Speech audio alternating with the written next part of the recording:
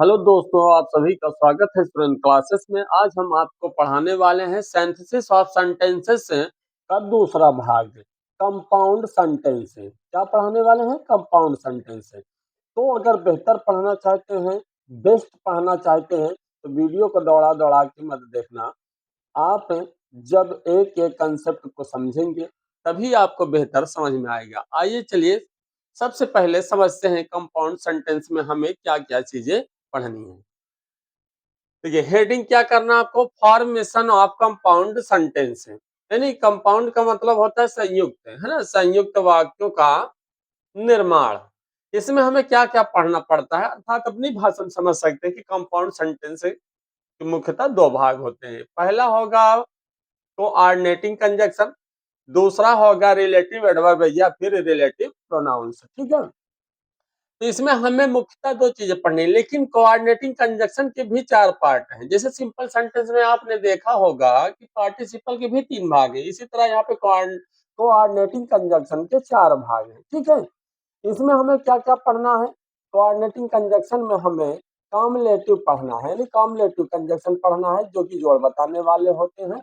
और दूसरा है अल्टरनेटिव कंजक्शन, तीसरा है एडवर्सेटिव कंजक्शन, चौथा है आपका रिलेटिव कंजक्शन।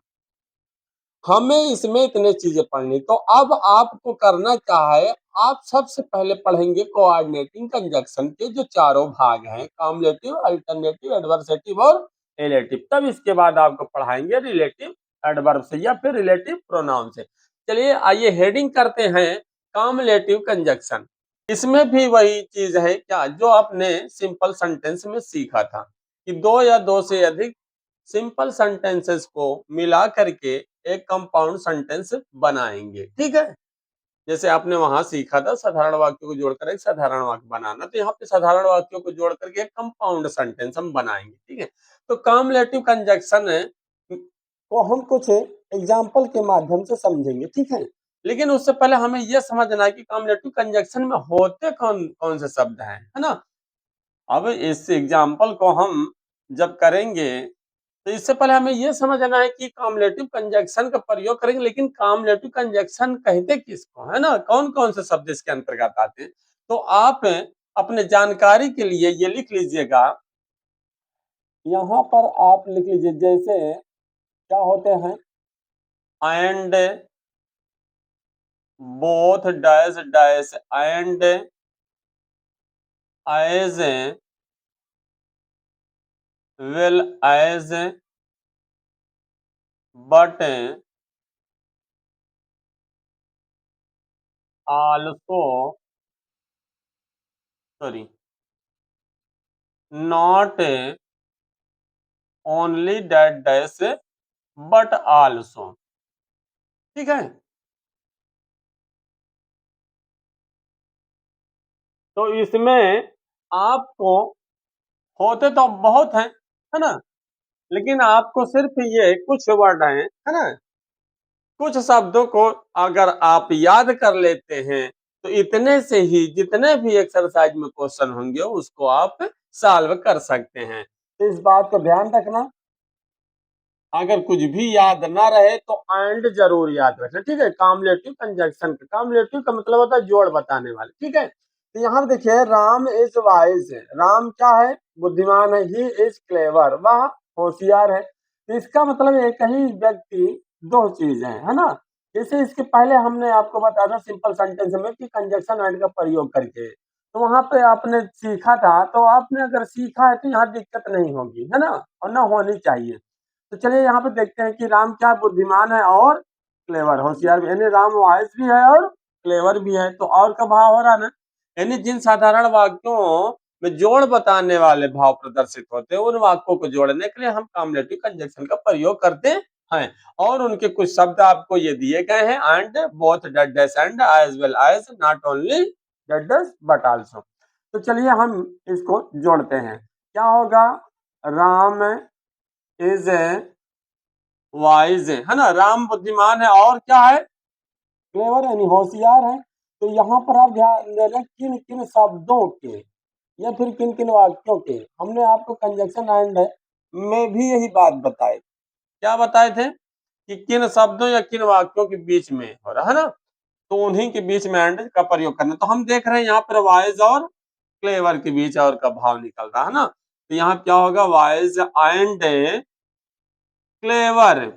ठीक है, तो आप एंड को मत भूलना, बाकी और कोई शब्द भूल जाओ वो बात की बात है। ठीक है, यानी 4-5 जो आपको शब्द दिए गए हैं, 3-4 शब्द आपके सामने ये दिख रहा है ना, इनमें से आप यदि इनको भूल जाते हो तो कोई बात नहीं, लेकिन इन इस एंड शब्द को मत भूलना। ठीक है, लेकिन आपको बता दें, जैसे यहाँ एंड से बना, तो कुछ लोग सोचते हैं है ना कि एंड से तो बना लिए, बोथ डैश एंड से कैसे बनाएंगे, एज वेल एज से कैसे बनाएंगे, not only dash but also say कैसे बनाएंगे ना।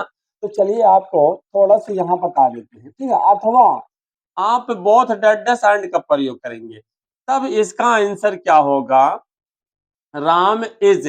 अब ध्यान देना, यहाँ पर बोथ डैश एंड है ना, तो एंड अपनी जगह ही रहेगा, एंड अपनी जगह। इसका मतलब डैश की जगह पे जो पहला शब्द हो, यानी पहले वाक्य का जो पहला शब्द होगा, है ना, जैसे इस वाक्य में देखिए, पहला वाक्य में वाइज है, फिर उसके बाद दूसरे वाक्य में क्लेवर है, तो अपने भाषा में समझिएगा कि पहले वाक्य जो पहले शब्द होगा वो चाहे नाउन हो, वर्ब हो, एडजेक्टिव हो, कुछ भी हो। ठीक है, यानी जिन शब्दों के बीच में एंड लगता है, एंड अपनी जगह पे रहेगा। सिर्फ यह ध्यान देना कि इससे पहले वाला जो वर्ड होगा वो वर्ड डैश की जगह पे हो जाएगा। तो अब आप थोड़ा से समझिएगा कि हम बोथ डैश एंड को ला रहे हैं एंड की जगह, देखिए रख रहे हैं तो ऑटोमेटिक बन जा रहा ना, कुछ करने की जरूरत है नहीं, ठीक, सिर्फ समझने की जरूरत है ना।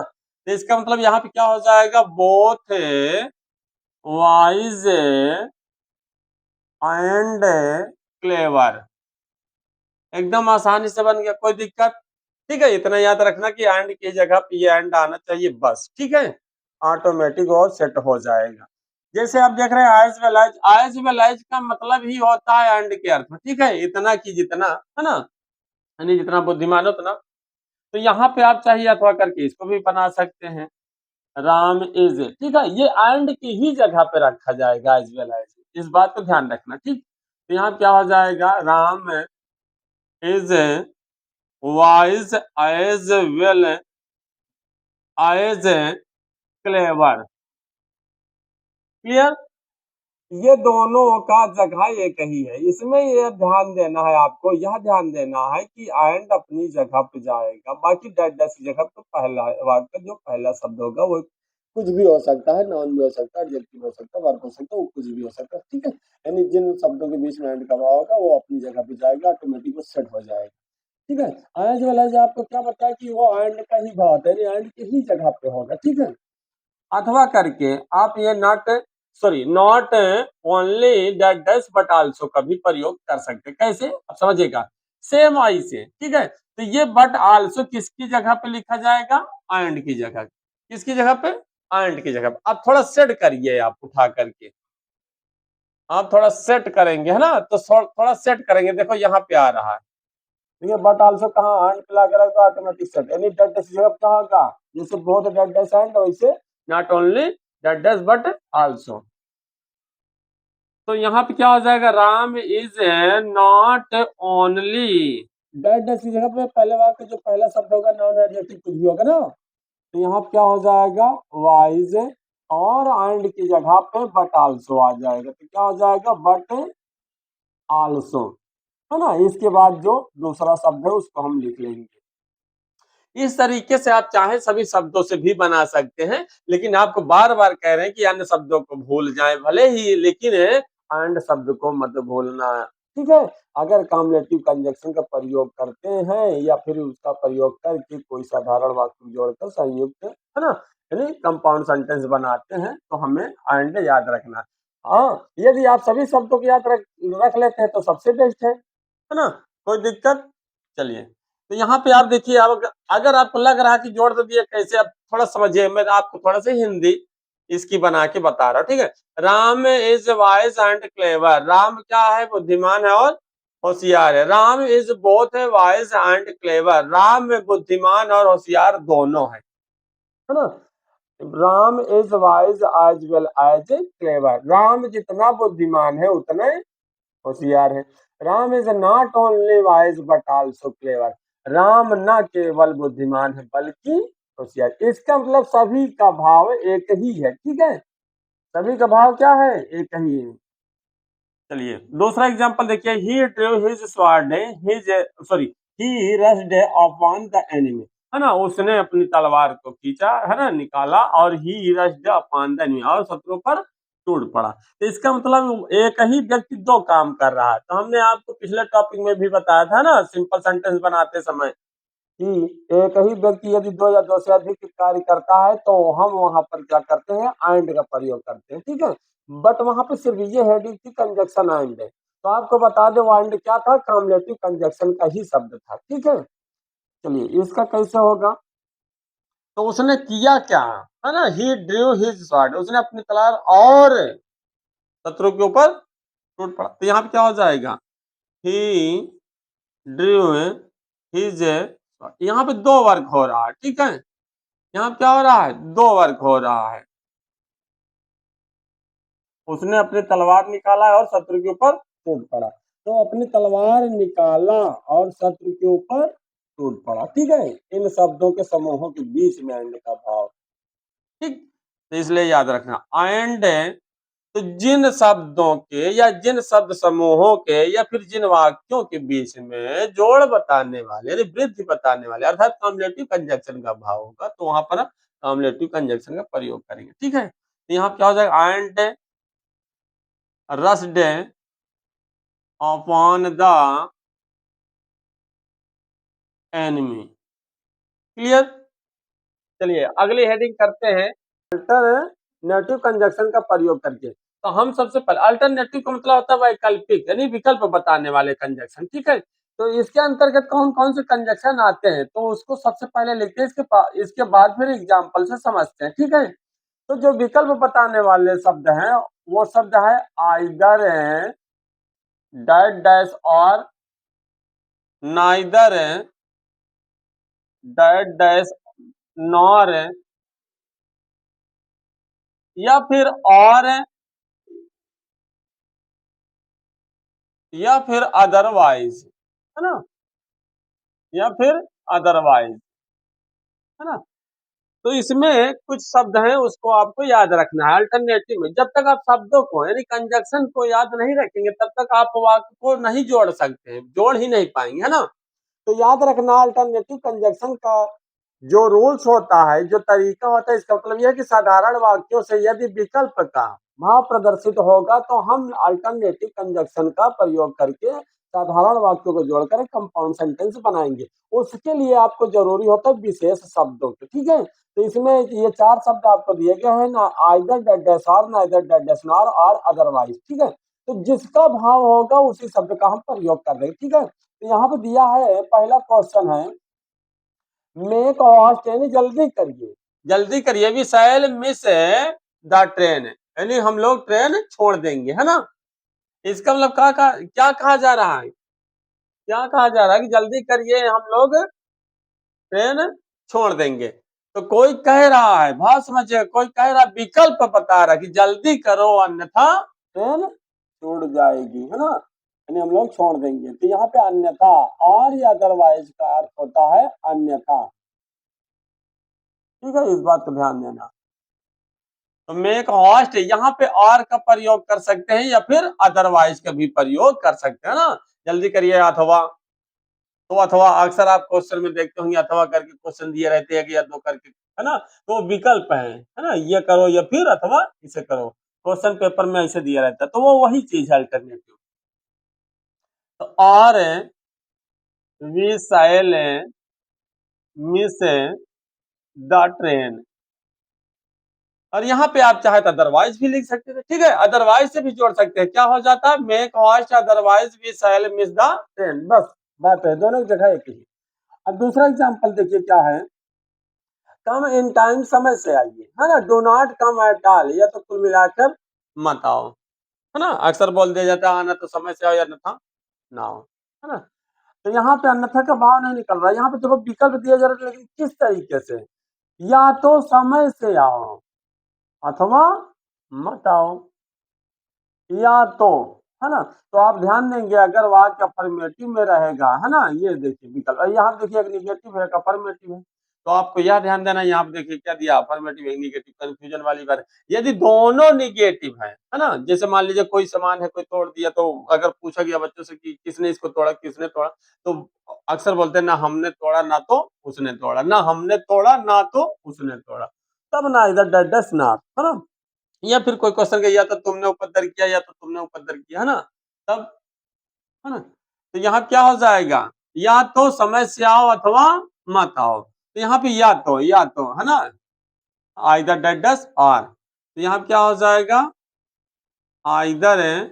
अब डेट डस की जगह पे देखिए यहाँ पे कोई विशेष शब्द या विशेष फ्रेज है ना, लेकिन यहाँ पे पूरा वाक्य ही आ रहा है, या तो समय से आओ अथवा मत आओ, तो कोई जरूरी नहीं है कि विशेष शब्द ही हो, है ना, यहाँ पे पूरे के पूरे वाक्य ही हैं, इसलिए यहाँ क्या हो जाएगा, आइदर कम इन टाइम और, इसकी जगह पे और, ठीक है, अदरवाइज मत जोड़ देना, क्योंकि ये इसके साथ वाला और है, वो अलग वाला और नहीं है, इस बात को ध्यान रखना, आइदर साथ और रहेगा ना, इधर के साथ ना रहेगा, ठीक है। तो यहाँ क्या हो जाएगा, do not come at all, ठीक, क्लियर।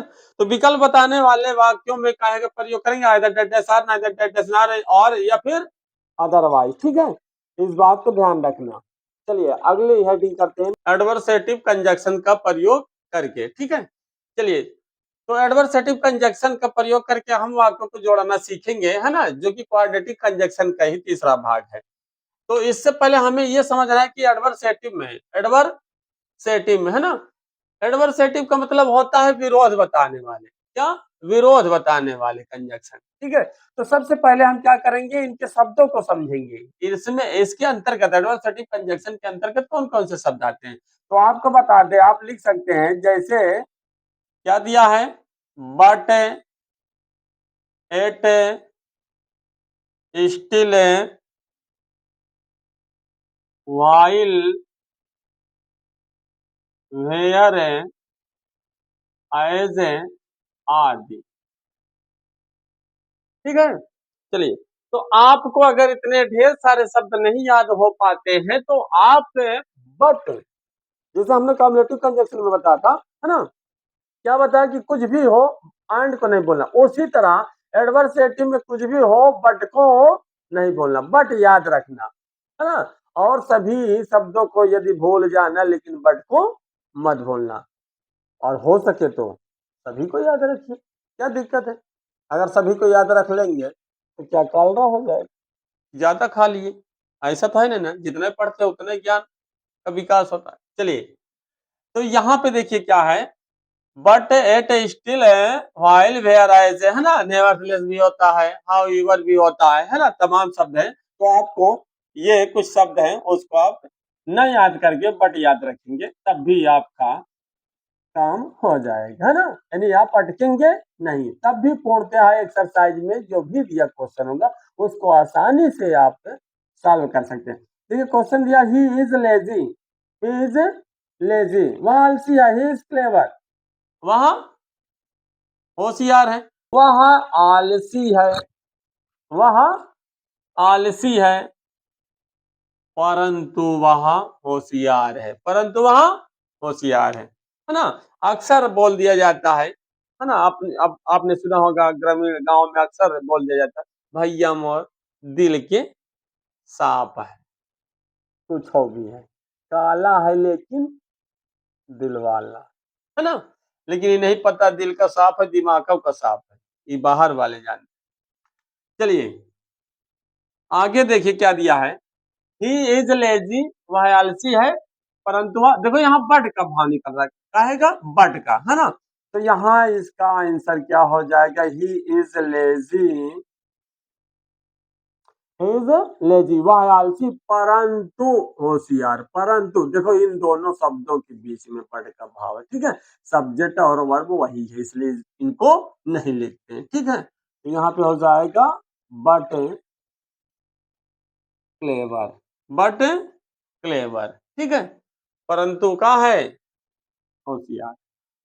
चलिए, अब यहाँ पे अगर किसी को लग रहा है कि इसको कहने के लिख लें, कोई दिक्कत नहीं है भाई, वह आलसी है परंतु वह होशियार है, कर सकते हो, ठीक है, गलत नहीं होगा, लेकिन जब पूर्णतः बन रहा तो आप उतने लिखिए, ठीक है, जितना बन रहा है। दूसरा देखिए क्वेश्चन है, ही इज इल, वह बीमार है, ही वर्क्स हार्ड, वह कठिन परिश्रम करता है, यानी बीमार है फिर भी, है ना, तो यहाँ क्या है, यानी बीमार है परंतु वह कठिन परिश्रम करता है, तो चाहे तो आप बट लगा सकते हैं, एट लगा सकते हैं, ठीक है। और यहाँ पे देखिए आपको बता दें, बट है फिर भी, एट है फिर भी, है ना, बट माने लेकिन, एट माने फिर भी, है ना, जैसे वालसी फिर भी होशियार है, तो इनका जगह एक है, इचिल माने फिर भी, है ना, वाइल माने जबकि, है ना, वाइल माने जबकि, वह बीमार है जबकि कठिन परिश्रम करता है, अगर लगा देंगे तो सही है, तो आपको थोड़ा वाइल से समझना है, ठीक है। तो यहाँ देखिए, वह कठिन परिश्रम करता है जबकि बीमार, तो इस ये जहां पे बट एट स्टिल लगते हैं वहां पे वाइल नहीं लगेगा, ठीक है, अभी बता दे रहे हैं आपको, पहले यहाँ समझ लीजिए। एट ही वर्क से हार्ड, है ना, वह बीमार है फिर भी वह कठिन परिश्रम करता है, या फिर वह बीमार है परंतु वह कठिन परिश्रम करता है, ठीक है। आप वाइल का प्रयोग करके बनाएंगे तो क्या हो जाएगा, वह बीमार है जबकि वह कठिन परिश्रम करता है ना, नहीं, वह कठिन परिश्रम करता है जबकि वह बीमार, तब ये इस तरीके से हो जाएगा, ही वर्क से hard while he is ill, वह कठिन परिश्रम करता है जबकि वह बीमार है, अपनी भाषा में बोल दिया जाता है ना कि मेहनत करा काम कर रहा है जबकि बीमार, बीमार है तब वो काम कर रहा है ना। अगली हेडिंग करते हैं रिलेटिव कंजक्शन, ठीक है, परिणाम बताने वाले कंजक्शन, ठीक है। तो रिलेटिव कंजक्शन का प्रयोग करके हम अब वाक्यों को जोड़ना सीखेंगे, तो जोड़ना सीखना है तो, लेकिन इससे पहले ये भी तो जानना जरूरी है कि रिलेटिव कंजक्शन के अंतर्गत कौन कौन से शब्द आते हैं, है ना। तो चलिए आप सबसे पहले लिख लीजिए, जैसे रिलेटिव कंजक्शन के अंतर्गत कौन कौन शब्द आते हैं, सबसे पहले सो, है ना, फिर देयर फोर, फिर इसके बाद फॉर, फिर इसके बाद हेंस, है ना, आदि, हाँ, सेंस भी होता है, इतना काफी है। अगर कुछ भी ना याद रहे तो सो और देयर फोर तो आप याद रखें, तो इस बात को ध्यान रखना, ठीक है। चलिए देखते हैं, he was is the wrong, है ना, वह गलत था इसलिए उसे दंडित किया गया, तो यहाँ क्या लगेगा, सो, ठीक है, सो वाज पनिश्ड, ठीक है। तो अपनी भाषा में ये समझ लीजिए कि जहां इसलिए का अर्थ निकले, जैसे वह गलत था इसलिए, है ना, अब जैसे यहाँ पे वह उसे दंडित किया गया इसलिए गलत, ना इसलिए नहीं गलत बल्कि गलत था इसलिए, ठीक है, हिंदी भी सही आपको निकालना है। चलिए दूसरा एग्जाम्पल देखिएगा, I can not die in peace, है ना, मैं शांति से नहीं मर सकता हूँ इसलिए मैं पापी हूँ, तो गलत है ना, गलत तरीके से हिंदी का, क्यों, है ना, भाई शांति से नहीं मर सकता इसलिए पापी हूँ, नहीं, बल्कि क्या है, आई एम अ सिनर, मैं पापी हूँ इसलिए, है ना। तो जैसे हमने अभी आपको बताया कि आई कैन नॉट, यहाँ देखना, जैसे हमने आपको यहाँ बताया वही चीज यहाँ पे देखते हैं, I can not die in peace, है ना, मैं शांति से नहीं मर सकता क्योंकि मैं पापी, तो यहाँ क्या निकला, क्योंकि, बिकॉज, तो हमने कहा बिकॉज का प्रयोग नहीं करना, ठीक है, नहीं तो फिर गड़बड़, ठीक है, क्योंकि वो कॉम्प्लेक्स में चला जाता है। तो हम इससे, या जहां पे बिकॉज निकल रहा है आप ये सोचिए कि इस वाक्य में बिकॉज निकल रहा है, तो इससे पूछेंगे, हाँ, तो आई एम अ सिनर, मैं पापी हूँ इसलिए, तो यहाँ देखिए इसलिए, तो यहाँ कोई जरूरी नहीं कि हमने आपको एक एग्जांपल इस तरीके से बता दिया, तो ये भी इस तरीके से होगा, ठीक है, तो ऐसा मत सोचना, ठीक है, कभी कभी क्या होता है एग्जाम्पल इधर उधर दे देता है, तो आपको थोड़ा बहुत हिंदी के सहारे से समझते हुए आपको जोड़ना, गलत मत करना, ठीक है। चलिए, आई एम अ सिनर, मैं पापी इसलिए, सो, ठीक है, इसलिए, so can not die in peace, ठीक है, क्लियर। चलिए, हमने कोऑर्डिनेटिंग कंजक्शन के चारों भागों को पढ़ा बेहतर, यदि अब समझ में आया हो, यदि ये कॉन्सेप्ट आपको बेहतर समझ में आया हो, तो चलिए दूसरी विधि पढ़ते हैं, रिलेटिव एडवर्ब से या फिर रिलेटिव प्रोनाउन के नाम से जिसको जानते, ठीक है। तो कंपाउंड सेंटेंस बनाने की दूसरी विधि है रिलेटिव एडवर्ब या रिलेटिव प्रोनाउन से। चलिए हेडिंग करते हैं, रिलेटिव प्रोनाउन से या रिलेटिव एडवर्ब्स का प्रयोग करके हम साधारण वाक्यों को मिलाकर एक कंपाउंड सेंटेंस बनाना सीखेंगे, ठीक है। तो चलिए यहाँ पर एग्जाम्पल के माध्यम से समझते हैं कि हम किस तरीके से रिलेटिव प्रोनाउन से अर्थात रिलेटिव एडवर्ब्स का प्रयोग करके हम साधारण वाक्यों को जोड़ करके एक कंपाउंड सेंटेंस बनाते हैं। तो सबसे पहले हमें यह समझना है कि इसके अंतर्गत कितने शब्द होते हैं, यानी कितने शब्दों का प्रयोग किया जाता है। तो हम आपको थोड़ा साइड में बताते हैं, ध्यान देना, ठीक है। रिलेटिव प्रोनाउंस का प्रयोग कब किया जाता है? रूल तो ये कहता है कि यदि साधारण वाक्यों से एंड ही का भाव प्रदर्शित हो तो हम हु शब्द का प्रयोग करते हैं, और यदि एंड इट का भाव प्रदर्शित होता है तो विच का प्रयोग करते हैं, और एंड देयर का भाव प्रदर्शित होता है तो हम वेयर का प्रयोग करते हैं, ठीक है। लेकिन हम आपको अपने तरीके से बताते हैं, समझना ध्यान से, ठीक है। यदि कोई मानव मात्र, यानी यो तो रूल तो आपको याद ही रखना, एंड ही निकलेगा तो हो लगाएंगे, एंड इट निकलेगा तो हम विच लगाएंगे, एंड देयर निकलेगा तो हम वेयर लगाएंगे। लेकिन इनका लगाने का तरीका अपने शब्दों में समझाते हैं, और आप अपने शब्दों में समझिए कि यदि हु का प्रयोग जिस वाक्य में किया जाएगा उस वाक्य का सब्जेक्ट क्या हो जाएगा? हट जाएगा। उस वाक्य का सब्जेक्ट क्या हो जाएगा? हट जाएगा। और यहाँ पर विच का प्रयोग किया जाए तब भी उस वाक्य का सब्जेक्ट क्या हो जाएगा? हट जाएगा। और वेयर का प्रयोग किया जाएगा तो उस वाक्य का जो प्लेस होगा प्रोनाउन में, हेयर और देयर कुछ भी हो सकता है, ठीक है, तो वो भी क्या हो जाएगा? हट जाएगा। लेकिन एक चीज ध्यान दीजिए, हेडिंग है रिलेटिव प्रोनाउन अर्थात रिलेटिव एडवर्ब, है ना। तो इस बात को ध्यान रखना कि यानी जिस वाक्य में इसका प्रयोग करेंगे, यानी जिसके लिए ये प्रयोग किया गया होगा उसका नाउन उसके ठीक पहले होना चाहिए। इस बात को ध्यान रखना, ठीक है। तो आपको बता दे, हो क्या है? मानव मात्र के लिए प्रयोग किया जाता है। विच क्या है? सजीव निर्जीव दोनों के लिए प्रयोग किया जाता है। वेयर तो सन के लिए होता ही है, ठीक है। चलिए आइए एग्जाम्पल समझते हैं। तो यहाँ पे दिया है कि आई मेट अ बॉय, मैं एक लड़के से मिला, he gave me a book, उसने मुझे किताब दिया। ध्यान से समझना, इसको हम करेंगे कैसे, ठीक है। आई मेट अ बॉय, है ना, मैंने एक लड़के से, मतलब मैं एक लड़के से मिला और उसने, देखो एंड ही का भाव है ना, और उसने मुझे किताब दिया। तो एंड ही का भाव होगा तो हम क्या जोड़ेंगे?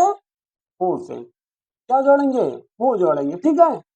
यानी हो शब्द का प्रयोग होगा, लेकिन याद रहे हो मानव मात्र के लिए ही प्रयोग किया जाता है, ठीक है।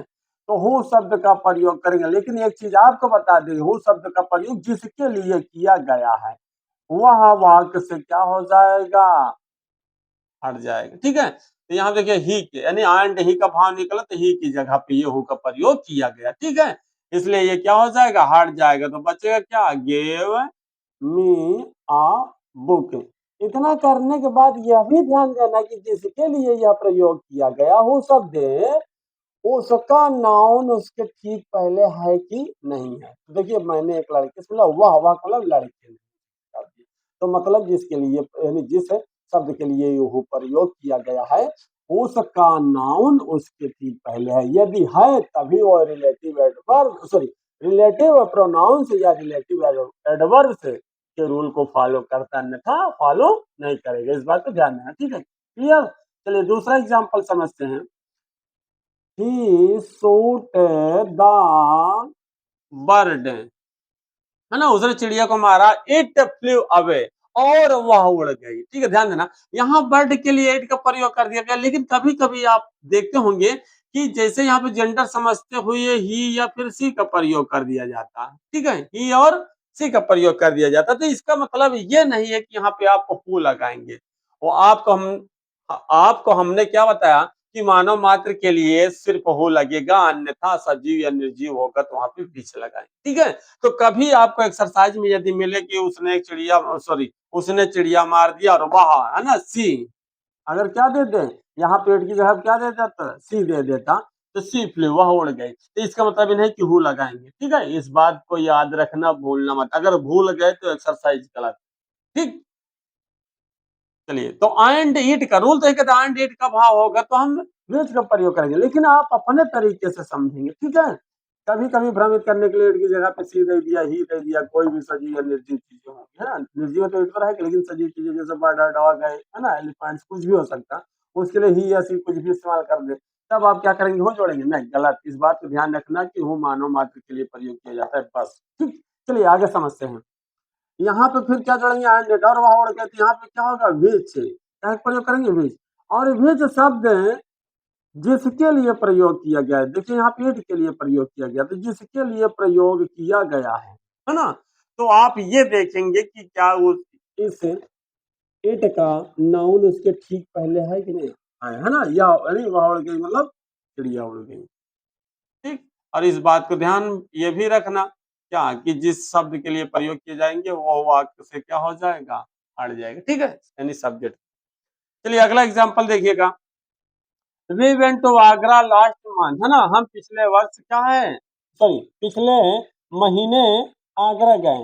We stayed there for 4 days, वहां हम 4 दिन तक रुके, है ना, वहां 4 दिन तक हम रुके। तो यहाँ पे समझिएगा, हम पिछले महीने आगरा गए और वहां, एंड देयर क्या निकल रहा, एंड देयर का भाव अगर प्रदर्शित होता है, व्यक्त होता है, तो हम काहे का प्रयोग करेंगे, वेयर का प्रयोग करेंगे। ठीक है, तो वी वेंट टू